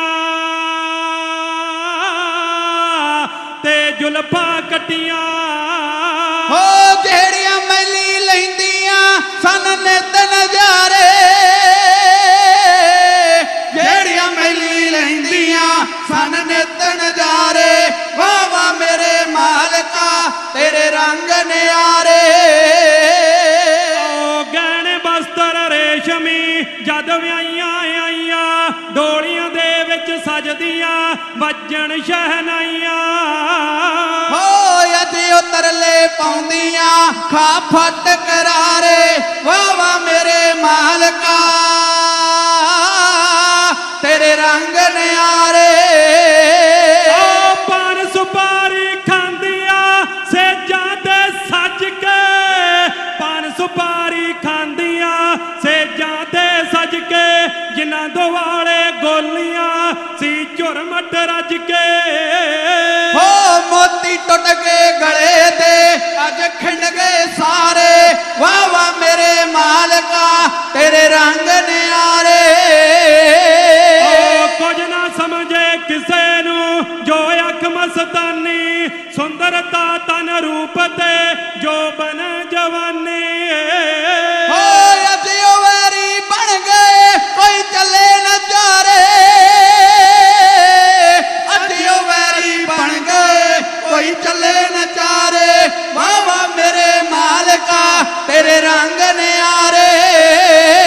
ਓ ਪਲੰਗਨ ਵਾਰੀ ਉੱਪਰ ਜੋ ਪੈਰ ਨਾ ਲਾਵਣ, ਜੋ ਗੋਲੀਆਂ ਨੂੰ ਘੂਰ ਘੂਰ ਕੇ ਨਿਤ ਡਰਾਵਣ। ਹੋ ਗੁਰਮੁਖ ਡੁੱਬ ਗਏ ਦੇਸ਼ ਦੇ ਕਿਸਮਤ ਦੇ ਤਾਰੇ, ਵਾਹ ਵਾਹ ਮੇਰੇ ਮਾਲਕਾ ਤੇਰੇ ਰੰਗ ਨਿਆਰੇ। ਜੋ ਸਾਰੀ ਸੰਗਤ ਇੱਕ ਵਾਰੀ ਆਖੋ ਸਤਨਾਮ ਸ੍ਰੀ ਵਾਹਿਗੁਰੂ। ਬੇਅੰਤ ਗੁਰੂ ਕੀ ਸੰਗਤ ਵੱਲੋਂ ਬੇਅੰਤ ਮਾਇਆ ਇਤਿਹਾਸ ਭੇਟ ਹਾਜ਼ਰ ਕੀਤੀ ਗਈ ਹੈ। ਧੰਨਵਾਦ ਕਰਦੇ ਹਾਂ। ਸਾਡੇ ਤੋਂ ਬਾਅਦ ਆਉਣ ਵਾਲਾ ਪੰਥ ਦਾ ਨਾਮਵਰ ਢਾਡੀ ਜਥਾ ਗਿਆਨੀ ਜਸਵੀਰ ਸਿੰਘ ਜੀ ਮੋਹਲੇ ਸਾਹਿਬ, ਉਹਨਾਂ ਵੱਲੋਂ ਤੇ ਉਹਨਾਂ ਦੇ ਸਾਰੇ ਸਾਥੀਆਂ ਵੱਲੋਂ ਵੀ ਬੇਅੰਤ ਅਸੀਸਾਂ ਆਈਆਂ। ਬਹੁਤ ਬਹੁਤ ਧੰਨਵਾਦ। ਹੋਰ ਸਾਡੀਆਂ ਜਾਣੀਆਂ ਪਛਾਣੀਆਂ ਸਾਰੀਆਂ ਸਤਿਕਾਰਯੋਗ ਹਸਤੀਆਂ ਜਿਨ੍ਹਾਂ ਵੱਲੋਂ ਬੇਅੰਤ ਅਸੀਸਾਂ ਆਈਆਂ, ਸਤਿਗੁਰੂ ਕਿਰਪਾ ਕਰਨ, ਚੜ੍ਹਦੀ ਕਲਾ ਕਰਨ। ਮਾਸਟਰ ਮਹਿੰਦਰ ਸਿੰਘ ਜੀ ਜਿਹੜੇ ਢਾਡੀਆਂ ਨੂੰ ਕਵੀਸ਼ਰਾਂ ਨੂੰ ਬੜੇ ਪਿਆਰ ਨਾਲ ਬੈਠ ਕੇ ਸਰਵਣ ਕਰਦੇ ਨੇ, ਉਹਨਾਂ ਵੱਲੋਂ ਵੀ ਕੱਲ ਵੀ ਅੱਜ ਵੀ ਬੇਅੰਤ ਅਸੀਸਾਂ ਆਈਆਂ। ਬਹੁਤ ਬਹੁਤ ਧੰਨਵਾਦ ਹੈ। ਗੁਰੂ ਸਾਹਿਬ ਕਿਰਪਾ ਕਰਨ, ਚੜ੍ਹਦੀ ਕਲਾ ਕਰਨ। ਅਕਾਲ ਸਹਾਇ ਟੀਵੀ ਵਾਲੇ ਸਾਡੇ ਸਤਿਕਾਰਯੋਗ ਵੀਰ ਸਤਵੰਤ ਸਿੰਘ ਜੀ ਖਾਲਸਾ, ਜਿਹੜੇ ਇਹਨਾਂ ਸਾਰੇ ਪ੍ਰੋਗਰਾਮਾਂ ਨੂੰ ਲਾਈਵ ਕਰਕੇ ਜਿੱਥੋਂ ਗੁਰੂ ਕੀ ਸੰਗਤ ਨਹੀਂ ਨਾ ਆ ਸਕਦੀ, ਉਹਨਾਂ ਤੱਕ ਵੀ ਗੁਰੂ ਹਰਿਕ੍ਰਿਸ਼ਨ ਪਾਤਸ਼ਾਹ ਜੀ ਦੇ ਦਰ ਦੀਆਂ ਰਹਿਮਤਾਂ ਨੂੰ ਪਹੁੰਚਾਉਣ ਦੀ ਕੋਸ਼ਿਸ਼ ਕਰਦੇ ਨੇ। ਕਿਉਂਕਿ ਸਿੱਖ ਕਿਤੇ ਵੀ ਬੈਠਾ ਹੋਵੇ, ਉਹਦਾ ਮਨ ਆਪਣੇ ਗੁਰੂ ਦੇ ਨਾਲ, ਗੁਰੂ ਦੇ ਦਰ ਦੇ ਨਾਲ, ਗੁਰੂ ਦੇ ਘਰ ਦੇ ਨਾਲ ਜਿਹੜਾ ਉਹ ਜੁੜਿਆ ਹੋਣਾ ਚਾਹੀਦਾ ਤੇ ਜੁੜਿਆ ਰਹਿਣਾ ਚਾਹੀਦਾ। ਕਿਉਂਕਿ ਸਿੱਖ ਦੀ ਜ਼ਿੰਦਗੀ ਗੁਰੂ ਤੋਂ ਸ਼ੁਰੂ ਹੁੰਦੀ ਹੈ, ਤੇ ਜੇ ਗੁਰੂ ਦੇ ਆਸੇ ਅਨੁਸਾਰ ਜ਼ਿੰਦਗੀ ਚੱਲੇ ਤੇ ਫਿਰ ਜ਼ਿੰਦਗੀ ਵਧੀਆ। ਕਿਉਂਕਿ ਦੋ ਹੀ ਚੀਜ਼ਾਂ ਨੇ ਨਾ, ਇੱਕ ਹੈ ਗੁਰਮੁਖ ਤੇ ਇੱਕ ਹੈ ਮਨਮੁਖ। ਮਨਮੁਖ ਉਹ ਹੈ ਜਿਹੜਾ ਆਪਣੇ ਮਨ ਦੀ ਮਰਜ਼ੀ ਦੇ ਅਨੁਸਾਰ ਚੱਲਦਾ, ਤੇ ਗੁਰਮੁਖ ਉਹ ਹੈ ਜਿਹੜਾ ਗੁਰੂ ਦੀ ਮਰਜ਼ੀ ਦੇ ਅਨੁਸਾਰ ਚੱਲਦਾ। ਤੇ ਜਿਹੜਾ ਗੁਰੂ ਦੀ ਮਰਜ਼ੀ ਅਨੁਸਾਰ ਚੱਲਦਾ, ਜਿੱਦਣ ਉਹ ਚਲਿਆ ਜਾਂਦਾ ਨਾ, ਫਿਰ ਉਦੋਂ ਜਿੰਨੇ ਜਾਣੇ ਆਏ ਹੁੰਦੇ ਨਾ, ਉਹ ਸਾਰੇ ਹੀ ਹੱਥ ਜੋੜ ਕੇ ਕਹਿੰਦੇ ਗੁਰਮੁਖ ਜਨਮ ਸਵਾਰ ਦਰਗੇ ਚੱਲਿਆ, ਸੱਚੀ ਦਰਗੇ ਜਾਏ ਸੱਚਾ ਪਿੜ ਮੱਲਿਆ। ਹੁਣ ਫੈਸਲਾ ਅਸੀਂ ਕਰਨਾ ਵੀ ਗੁਰਮੁਖ ਬਣ ਕੇ ਜ਼ਿੰਦਗੀ ਜਿਉਣੀ ਹੈ ਕਿ ਮਨਮੁਖ ਬਣ ਕੇ ਜ਼ਿੰਦਗੀ ਜਿਹੜੀ ਉਹ ਜਿਉਣੀ। ਚਲੇ ਤਾਂ ਸਾਰੇ ਹੀ ਜਾਣਾ, ਪਰ ਜਿਹੜਾ ਗੁਰਮੁਖ ਬਣ ਕੇ ਜਾਵੇਗਾ, ਜਾਣ ਤੋਂ ਬਾਅਦ ਵੀ ਲੋਕ ਜਿਹੜੇ ਉਹਨੂੰ ਚੇਤੇ ਰੱਖਣਗੇ। ਸੋ ਬਾਬਾ ਨਾਨਕ ਜੀ ਨੇ ਗੁਰਮੁਖ ਬਣਾਉਣ ਵਾਸਤੇ ਸਾਰੀ ਜ਼ਿੰਦਗੀ ਜਿਹੜੀ ਉਹ ਦੁਨੀਆ ਦੇ ਲੋਕਾਂ ਦੇ ਲੇਖੇ ਲਾ ਦਿੱਤੀ। ਖੈਰ ਮੈਂ ਕਵਿਤਾ ਛੋਟੀ ਜੀ ਕਹਿ ਕੇ ਖਿਮਾ ਦਾ ਜੱਜ ਕੋ ਚੱਲਿਆ। ਬਾਬਾ ਨਾਨਕ ਜੀ ਨੂੰ ਵੀ ਗ੍ਰਿਫਤਾਰ ਕਰ ਲਿਆ ਗਿਆ। ਹੁਣ ਉਹਨਾਂ ਕੈਦੀਆਂ ਵਾਸਤੇ ਇੱਕ ਫਰਜ਼ੀ ਕੈਦਖਾਨਾ ਬਣਾਇਆ, ਉਹ 'ਚ ਕੈਦ ਕਰ ਦਿੱਤੇ ਗਏ। ਚੱਕੀਆਂ ਪੀਣ ਵਾਸਤੇ ਦਿੱਤੀਆਂ ਗਈਆਂ, ਘੋੜਿਆਂ ਵਾਸਤੇ ਦਾਣਾ ਪੀਓ, ਆਟਾ ਪੀਆ ਜਾਏ ਫੌਜਾਂ ਵਾਸਤੇ। ਪਰ ਜਿਨ੍ਹਾਂ ਨੇ ਕਦੀ ਹੱਥੀਂ ਕਿਰਤਕਾਰ ਨਾ ਕੀਤੀ ਹੋਵੇ, ਉਹਨਾਂ ਕੋਲ ਚੱਕੀ ਕਿੱਥੇ ਚੱਲੇ। ਤੇ ਜਦੋਂ ਚੱਕੀ ਨਾ ਚੱਲੇ, ਫਿਰ ਸਿਪਾਹੀ ਕੋਰੜੇ ਮਾਰਨ, ਕੋਮਲ ਪਿੰਡਿਆਂ ਦੇ ਉੱਤੇ ਲਾਸ਼ਾਂ ਪੈਣ, ਤੇ ਹਾਲ ਦੁਹਾਈ ਜਿਹੜੀ ਉਹ ਹੋਰ ਵੱਧਦੀ ਜਾਵੇ। ਬਾਬਾ ਜੀ ਨੇ ਉੱਥੇ ਇਹ ਸਾਰਾ ਕੁਝ ਜਿਹੜਾ ਵੇਖਿਆ, ਉਹ ਆਪਣੀ ਬਾਣੀ ਦੇ ਵਿੱਚ ਦਰਜ ਕੀਤਾ। ਖੈਰ ਚੱਕੀ ਬਾਬਾ ਨਾਨਕ ਜੀ ਨੂੰ ਵੀ ਚਲਾਉਣ ਵਾਸਤੇ ਦਿੱਤੀ ਗਈ। ਹੁਣ ਬਾਬਾ ਨਾਨਕ ਜੀ ਬਿਲਕੁਲ ਬੇਖੌਫ ਹੋ ਕੇ ਚੌਂਕੜਾ ਮਾਰ ਕੇ ਬੈਠੇ ਹੋਏ ਨੇ, ਤੇ ਗੱਲਾਂ ਪ੍ਰਮਾਤਮਾ ਨਾਲ ਕਰਦੇ ਪਏ। ਚੱਕੀ ਜਿਹੜੀ ਉਹ ਚੱਲਦੀ ਪਈ। ਇਹ ਸਾਰਾ ਕੁਝ ਮੀਰ ਖਾਨ ਵੇਂਦਾ ਪਿਆ ਸੀ ਵੀ ਅੜੀਅਲ ਘੋੜਾ ਫੜਾਇਆ, ਇਹ ਉਹਦੇ ਤੋਂ ਨਹੀਂ ਡਰੇ। ਚੱਕੀ ਭਾਰੀ ਪੰਡ ਚਕਾਈ, ਉਹਦਾ ਇਹਨਾਂ ਨੂੰ ਕੋਈ ਭਾਰ ਨਹੀਂ। ਚੱਕੀ ਚਲਾਉਣ ਵਾਸਤੇ ਦਿੱਤੀ, ਤੇ ਇਹ ਤਾਂ ਵੀ ਇਹਨਾਂ ਤੇ ਕੋਈ ਭਾਰ ਨਹੀਂ। ਇਹ ਹੁੰਦਾ ਕੀ ਪਿਆ? ਉਹਨੇ ਸੋਚਿਆ ਸਾਰਾ ਕੁਝ ਜਿਹੜਾ ਬਾਬਰ ਨੂੰ ਦੱਸਣਾ ਚਾਹੀਦਾ। ਹੁਣ ਬਾਬਰ ਜਾਮ ਪੀ ਕੇ ਪਿਆਲਿਆਂ ਵਿੱਚ ਮਸਤ, ਜਾ ਕੇ ਮੀਰ ਖਾਨ ਨੇ ਸਾਰੀ ਦੀ ਸਾਰੀ ਗੱਲ ਜਿਹੜੀ ਉਹ ਦੱਸ ਦਿੱਤੀ। ਬਾਬਰ ਬਾਦਸ਼ਾਹ ਦੇ ਦਿਮਾਗ ਦੀ ਘੰਟੀ ਵੱਜੀ ਜਦੋਂ ਮੀਰ ਖਾਨ ਨੇ ਆਖਿਆ, ਕਹਿੰਦੇ ਸ਼ਹਿਨਸ਼ਾਹ, ਅਸੀਂ ਜਿੱਥੇ ਆਮ ਲੋਕਾਂ ਨੂੰ ਪਕੜਿਆ, ਉੱਥੇ ਇੱਕ ਵਲੀ ਅੱਲਾ ਵੀ ਸਾਡੇ ਕੋਲ ਗਲਤੀ ਨਾਲ ਫੜਿਆ ਗਿਆ। ਕਹਿੰਦਾ ਕੌਣ? ਕਹਿੰਦਾ ਚਲੋ ਵਿਖਾਵਾਂ। ਕਹਿੰਦਾ ਤੂੰ ਕੀ ਵੇਖਿਆ ਵਲੀ ਵਾਲਾ ਉਹਦੇ 'ਚ? ਕਹਿੰਦਾ ਜਦੋਂ ਉਹਨਾਂ ਨੂੰ ਪੰਡ ਚਕਾਈ ਨਾ, ਪੰਡ ਉਹਨਾਂ ਦੇ ਸਿਰ ਤੋਂ ਗਿੱਠ ਉੱਚੀ ਸੀ, ਕੋਈ ਭਾਰ ਨਹੀਂ ਸੀ। ਜੇ ਅੜੀਅਲ ਘੋੜਾ ਫੜਾਇਆ ਤੇ ਘੋੜੇ ਦੀਆਂ ਲਗਾਮਾਂ ਉਹਨਾਂ ਉੱਤੇ ਸੁੱਟੀਆਂ, ਘੋੜਾ ਤੁਰਿਆ ਆ ਰਿਹਾ ਸੀ, ਉਹ ਆਪਣਾ ਰੱਬੀ ਕਲਾਮ ਗਾਈ ਜਾ ਰਹੇ ਸੀ। ਹੁਣ ਕਹਿੰਦਾ ਉਹਨਾਂ ਨੂੰ ਚੱਕੀ ਚਲਾਉਣ ਵਾਸਤੇ ਦਿੱਤੀ ਹੈ, ਤੇ ਹੁਣ ਵੀ ਕਹਿੰਦਾ ਉਹ ਚੱਕੀ ਤੇ ਆਪ ਨਹੀਂ ਉਹ ਚਲਾ ਰਹੇ, ਨੇਤਰ ਬੰਦ ਕਰਕੇ ਕੁਝ ਪੜ੍ਹਦੇ ਪਏ ਹੀ ਚੱਕੀ ਚੱਲੀ ਜਾ ਰਹੀ ਹੈ। ਇਸ ਕਰਕੇ ਸਾਡੇ ਕੋਲ ਵੱਡੀ ਗਲਤੀ ਹੋਈ। ਜਦੋਂ ਬਾਬਰ ਨੇ ਇਹ ਕੁਝ ਸੁਣਿਆ, ਪਰ ਉਸੇ ਵੇਲੇ ਹੀ ਨੰਗੇ ਪੈਰੀਂ ਦੌੜਿਆ ਆਇਆ। ਤੇ ਆਇਆ ਕਿੱਥੇ? ਜਿੱਥੇ ਬਾਬਾ ਨਾਨਕ ਜੀ ਚੌਂਕੜਾ ਲਾ ਕੇ, ਸਮਾਧੀ ਲਾ ਕੇ, ਨੇਤਰ ਬੰਦ ਕਰਕੇ ਬੈਠੇ ਹੋਏ ਨੇ, ਤੇ ਰੱਬ ਨਾਲ ਗੱਲਾਂ ਕਰਦੇ ਪਏ ਨੇ। ਤੇ ਰੱਬ ਨਾਲ ਗੱਲਾਂ ਕਿਹੜੀਆਂ ਕਰਦੇ ਪਏ ਸਨ, ਮੈਂ ਜ਼ਿਆਦਾ ਵਿਸਤਾਰ ਵਿੱਚ ਨਹੀਂ। ਬਾਬਾ ਜੀ ਪੜ੍ਹਦੇ ਪਏ ਸਨ, ਜੇ ਸਕਤਾ ਸਕਤੇ ਕੋ ਮਾਰੇ ਤਾਂ ਮਨ ਰੋਸ ਨਾ ਹੋਈ ਰੱਬ ਜੀ। ਜੇ ਮੁਕਾਬਲਾ ਬਰਾਬਰਦਿਆਂ ਵਿੱਚ ਹੁੰਦਾ ਹੈ, ਤੇ ਫਿਰ ਸ਼ਾਇਦ ਮੈਨੂੰ ਵੀ ਰੋਸ ਨਾ ਹੁੰਦਾ। ਪਰ ਇਹਨਾਂ ਨੇ ਤੇ ਨਤਾਣਿਆਂ ਨੂੰ ਵੀ ਨਹੀਂ ਬਖਸ਼ਿਆ, ਇਹਨਾਂ ਤੇ ਦੁੱਧ ਚੁੰਗਦੇ ਬੱਚਿਆਂ ਨੂੰ ਵੀ ਨਹੀਂ ਬਖਸ਼ਿਆ, ਇਹਨਾਂ ਤੇ ਔਰਤਾਂ ਨੂੰ ਵੀ ਨਹੀਂ ਬਖਸ਼ਿਆ।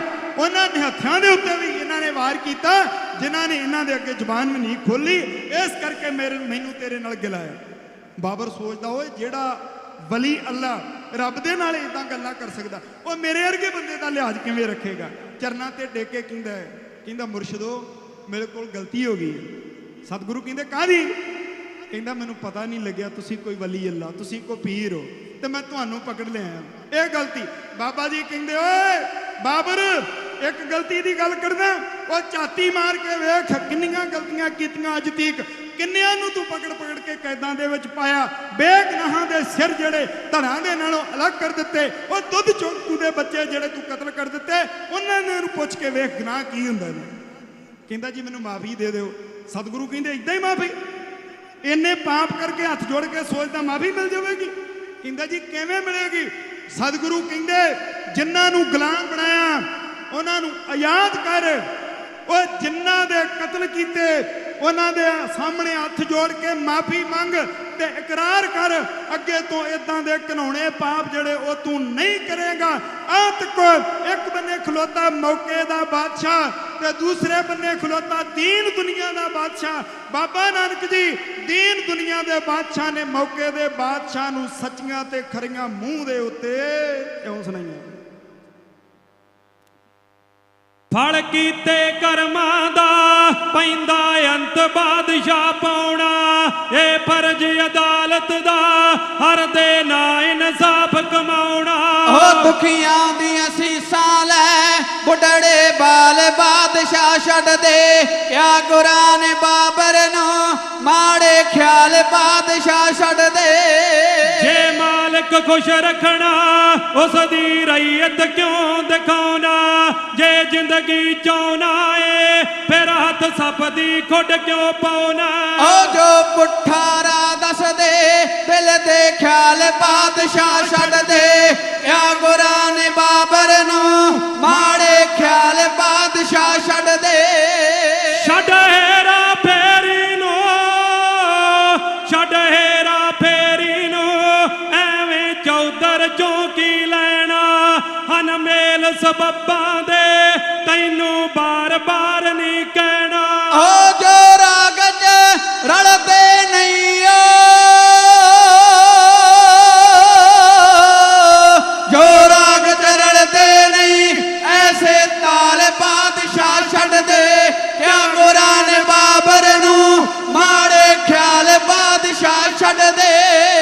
ਜੇ ਤਾਜ ਤਖਤ ਮਿਲਿਆ ਦੱਸ ਕਿਉਂ ਲੋਕ ਬਦੋਛੇ ਮਾਰੇ। ਜੋ ਤੁਸਾਂ ਨੇ ਕੀਤੇ ਨੇ ਪਾਉਂਦੇ ਨਹੀਂ ਕਾਦਰ ਨੂੰ ਕਾਰੇ। ਉਹ ਜੋ ਜਗਤ ਪਸੰਦ ਨਹੀਂ ਐਸੀ ਚਾਲ ਬਾਦਸ਼ਾਹ ਛੱਡ ਦੇ। ਕਿਆ ਗੁਰਾਂ ਨੇ ਬਾਬਰ ਨੂੰ ਮਾੜੇ ਖਿਆਲ ਬਾਦਸ਼ਾਹ ਛੱਡ ਦੇ। ਜੋ ਬੰਦੇ ਮਾਰੇ ਤੂੰ, ਜੋ ਬੰਦੇ ਮਾਰੇ ਤੂੰ, ਤੇਰਾ ਦੱਸ ਕੀ ਉਹਨਾਂ ਗਵਾਇਆ। ਨਿਰਦਈ ਹਾਕਮਾਂ ਦੇ ਮੂਰੇ ਲੱਖ ਲੱਖ ਤਰਲਾ ਪਾਇਆ। ਉਹ ਸਭ ਮਰਦ ਤੀਵੀਆਂ ਦਾ ਬਣ ਪ੍ਰਤਪਾਲ ਬਾਦਸ਼ਾਹ ਛੱਡ ਦੇ। ਕਿਆ ਗੁਰਾਂ ਨੇ ਬਾਬਰ ਨੂੰ ਮਾੜੇ ਖਿਆਲ ਬਾਦਸ਼ਾਹ ਛੱਡ ਦੇ। ਚੱਲ ਮੰਨ ਲੈ ਜੋਗੀ ਦੀ ਕਰਦੀ ਸਿਰ ਤੇ ਮੌਤ ਉਡੀਕਾ। ਜੇ ਮਿਲਿਆ ਤਖਤ ਹੰਡਾ ਲਾਉਣਾ ਕਿਉਂ ਅਜਲਾਂ ਨੂੰ ਲੀਕਾ।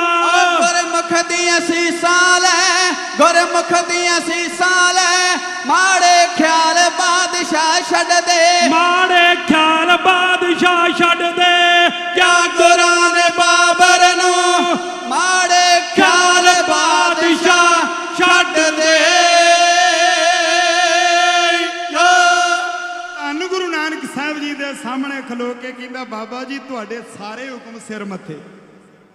ਮੈਂ ਸਾਰੀਆਂ ਜੜੀਆਂ ਬਦੀਆਂ ਉਹ ਅੱਜ ਤੋਂ ਛੱਡ ਦਿਆਂਗਾ ਪਰ ਇੱਕ ਮਿਹਰਬਾਨੀ ਇੱਕ ਕਿਰਪਾ ਮੇਰੇ ਤੇ ਕਰ ਦਿਓ। ਕਹਿੰਦੇ ਜੀ ਕਿਹੜੀ? ਕਹਿੰਦੇ ਮੈਨੂੰ ਭਾਰਤ ਦੀ ਬਾਦਸ਼ਾਹੀ ਬਖਸ਼ ਦਿਓ। ਤੇ ਬਾਬਾ ਜੀ ਨੇ ਆਖਿਆ ਬਾਬਰ ਜਦ ਤੈਨੂੰ ਭਾਰਤ ਦੀ ਬਾਦਸ਼ਾਹੀ ਮਿਲੇਗੀ ਪਰ ਰਵੇਗੀ ਉਨਾ ਚਿਰ ਜਿੰਨਾ ਚਿਰ ਪ੍ਰਜਾ ਦੇ ਸੇਵਕ ਬਣ ਕੇ ਰਹੋਗੇ। ਤੇ ਜਦੋਂ ਪ੍ਰਜਾ ਉੱਤੇ ਜ਼ੁਲਮ ਕਰੋਗੇ ਉਦੋਂ ਬਾਦਸ਼ਾਹੀ ਜਾਂਦੀ ਰਹੇਗੀ, ਜਾਂਦੀ ਰਹੇਗੀ, ਜਾਂਦੀ ਰਹੇਗੀ। ਇਹ ਹੈ ਬਾਬਾ ਨਾਨਕ ਜੀ ਦਾ ਬਾਬਰ ਦੇ ਨਾਲ ਜੋ ਸੰਵਾਦ ਹੋਇਆ ਸੀ ਜਿਸ ਵੇਲੇ ਬਾਬਰ ਭਾਰਤ ਦੇ ਉੱਤੇ ਹਮਲਾ ਕਰਦਾ। ਉਸ ਵੇਲੇ ਦੀ ਗਾਥਾ ਸੰਖੇਪ ਜਿਹੇ ਲਫ਼ਜ਼ਾਂ ਵਿੱਚ ਆਪ ਜੀ ਦੇ ਨਾਲ ਸਾਂਝੀ ਕਰਦਿਆਂ ਹੋਇਆ ਬੇਅੰਤ ਭੁੱਲਾਂ ਗਲਤੀਆਂ ਹੋ ਗਈਆਂ ਹੋਣਗੀਆਂ ਸਾਡੀਆਂ ਨੇ, ਸਾਡੀ ਝੋਲੀ ਵਿੱਚ ਪਾ ਦਿਓ। ਇਤਿਹਾਸ ਗੁਰੂ ਕਾ ਉਹਦੇ ਤੋਂ ਸੇਧ ਲੈ ਕੇ ਜੀਵਨ ਸਵਾਰਨ ਦਾ ਯਤਨ ਕਰੀਏ।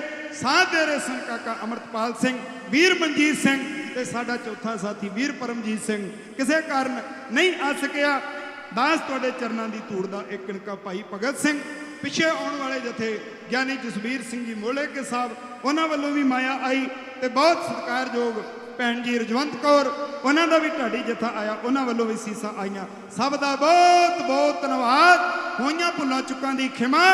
ਗੁਰੂ ਗ੍ਰੰਥ ਸਾਹਿਬ ਜੀ ਦਾ ਕੋਟਾਨ ਕੋਟ ਧੰਨਵਾਦ ਕਰਦਿਆਂ ਹੋਇਆ ਗੁਰਦਾਸਪੁਰੀਆਂ ਦੇ ਕਵਿਸ਼ਰੀ ਜਥੇ ਨਾਲ ਫਤਿਹ ਸਾਂਝੀ ਕਰੋ। ਆਖੋ ਜੀ ਵਾਹਿਗੁਰੂ ਜੀ ਕਾ ਖਾਲਸਾ, ਵਾਹਿਗੁਰੂ ਜੀ ਕੀ ਫਤਿਹ। ਅਸੀਂ ਧੰਨਵਾਦੀ ਹਾਂ ਭਾਈ ਭਗਤ ਸਿੰਘ ਜੀ ਅਤੇ ਉਹਨਾਂ ਦੇ ਕਵਿਸ਼ਰੀ ਜਥੇ ਦੇ, ਜਿਨ੍ਹਾਂ ਨੇ ਆਪਣੇ ਸਮੇਂ ਦੇ ਅੰਦਰ ਰਾਏ ਕਰਕੇ ਸੰਗਤਾਂ ਨੂੰ ਇਤਿਹਾਸ ਦੁਆਰਾ ਨਿਹਾਲ ਕੀਤਾ।